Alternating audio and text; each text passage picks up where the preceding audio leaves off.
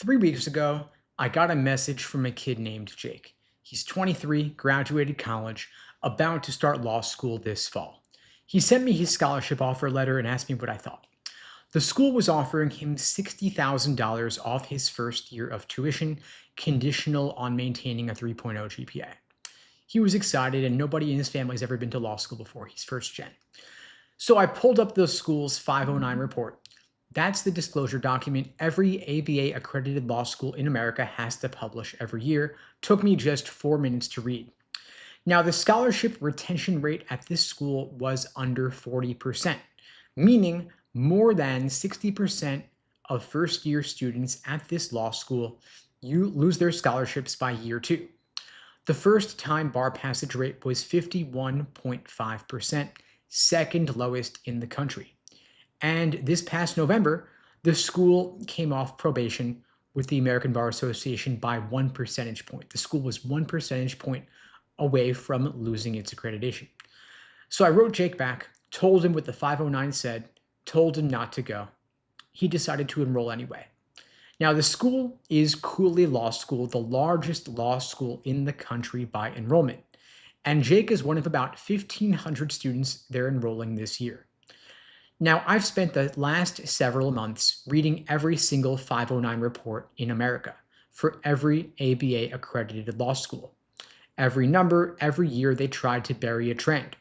Now, I'm going to show you the 4 worst schools I found, starting with Jake's. And by the end of this, you're going to be able to read a 509 report yourself in under 10 minutes and spot exactly the same traps. Let's start with Cooley.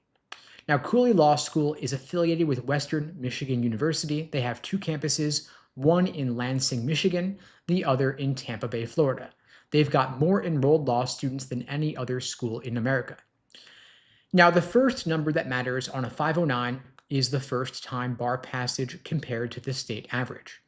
Because if a school's graduates fail the bar at rates higher than the typical graduate in their state, the school is producing people who can't practice law, and the school knows it.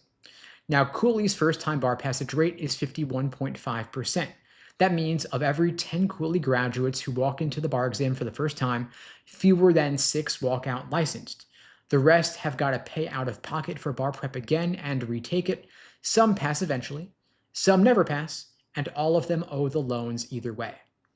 Now, the number that actually got Cooley into trouble with the ABA is the 2-year ultimate bar passage rate. That rate has to be at least 75% for a school to stay accredited. Cooley's most recent is 76.2. They are 1 point above the minimum to remain a law school. The class before that, 2022, came in at 57%. That's what triggered the probation. Now, imagine what this means for Jake. He borrows 6 figures to attend, he studies, he graduates, he sits for the bar, and it's basically a coin flip whether he passes. If he fails, he pays for bar prep again and retakes the bar. If he passes, he walks into a legal job market carrying the second worst bar reputation in the country, competing against graduates of Michigan, Wayne State, and every other school that didn't spend 5 years on the ABA's watch list. Now, Jake is signing his loan documents this summer. He's one of 1,500 this cycle alone, and Cooley is the most extreme case I found, but it's not the only one. Now, Cooley's numbers are extreme enough that the problem basically announces itself. California Western, on the other hand, is a bit more subtle, and that's what makes it more dangerous. California Western School of Law in downtown San Diego, on paper, looks like a regular private law school, nice building, respected faculty in certain specialties. It's a city most people would love to live in, but that service level legitimacy masks something much deeper. The tuition is $58,000 a year, factor in fees, housing, books, cost of living in San Diego, and 3 years you're pushing past $250,000. Now, their first-time bar passage rate is 62.9%. California state average is 77.5%. California Western underperforms its own state by 14.5 points. That is one of the worst state-adjusted gaps in the country. Their overall employment 10 months out is 76.9%. That's overall employment in any job, any kind. That ranks them 195th out of 196 ABA accredited law schools. Again, they are nearly at the bottom, nearly the worst, 195 out of 196. They're not sitting well in those rankings. Now, California Western markets itself as providing access to legal education for students who otherwise wouldn't get into an ABA school, and that framing might sound noble, but reality is they are admitting students who are statistically less likely to pass the bar, charge them $250,000, fail them on the bar 14 points below the state average, and graduate most of them into jobs that don't even require a JD. So that is really nothing more than an expensive trap. Now, a student who buys their pitch, borrows $250,000, has a 63% chance of passing the California bar and a real possibility of ending up in a non-legal job when it's over. Next up is Touro Law Center in Central Islip, New York on Long Island, the only law school in Suffolk County. Their pitch is pretty simple. It's a law school in New York. That's the entire pitch. You're in the New York Metro. You can point to the New York legal market.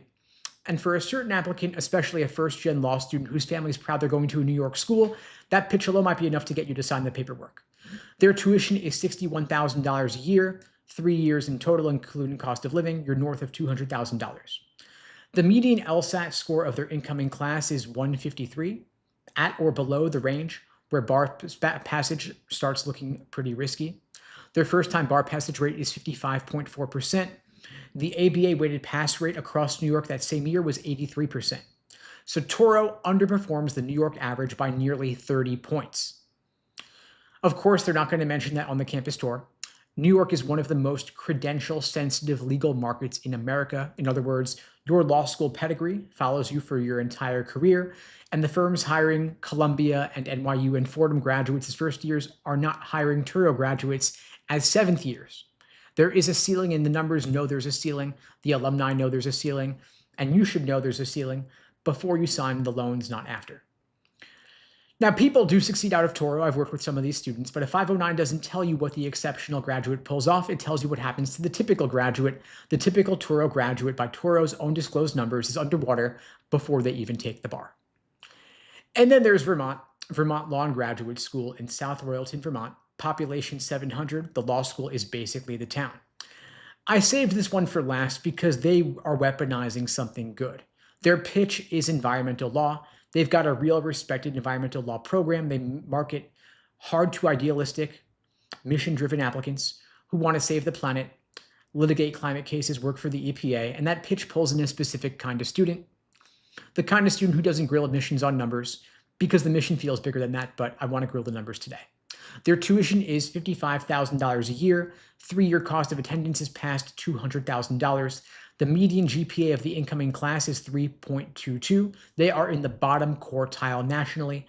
A lot of the students Vermont admits were told they could be environmental lawyers by a school that already knew from its own historical data exactly how that academic profile performs on the bar. Their first-time bar passage rate is 64.9%. Vermont state average is 76.5, so they are underperforming their own state average by 11.5 points. Percentage in a bar required employment at 10 months is 63.7%. They rank 185th in the country. The median debt of graduates who borrowed is $126,000, and 74% of graduates borrow. So the typical Vermont law student has a 3.0-ish GPA, loves the environment. Here's the pitch, enrolls, borrows $126,000 at minimum, got a 64% chance of passing the bar. If they pass, 63% chance of landing in a job that actually requires the degree.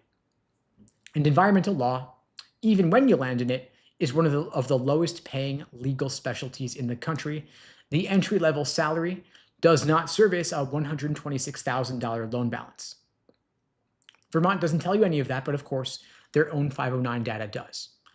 Now, if environmental law is genuinely what you want, and for some people it genuinely is, there are better options. Lewis and Clark, UCLA, Pace, NYU, and Vermont's own regional competitors all offer the same specialization with dramatically better outcomes. Now, Vermont does have a legit reputation in that niche, but it's not worth what they're charging you for the rest of the degree. So these are 4 different law schools, different sizes, different regions, different pitches, but underneath every single one, the same mechanism.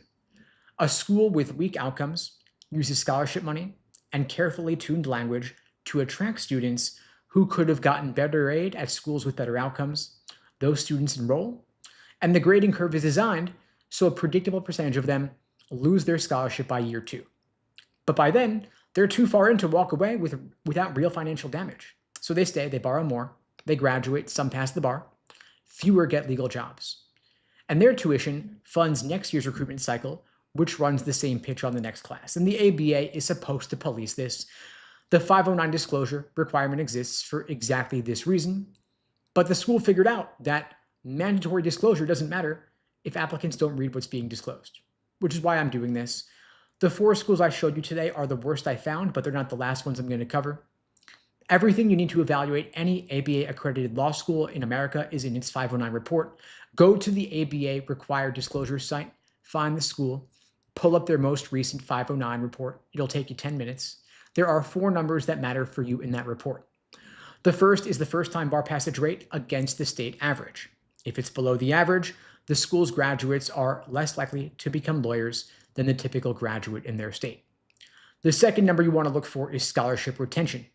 If it's below 70%, your offer is probably a bait and switch. The third number you want to look at is bar required employment at 10 months. If it's below 70%, too many of their graduates are not working as lawyers.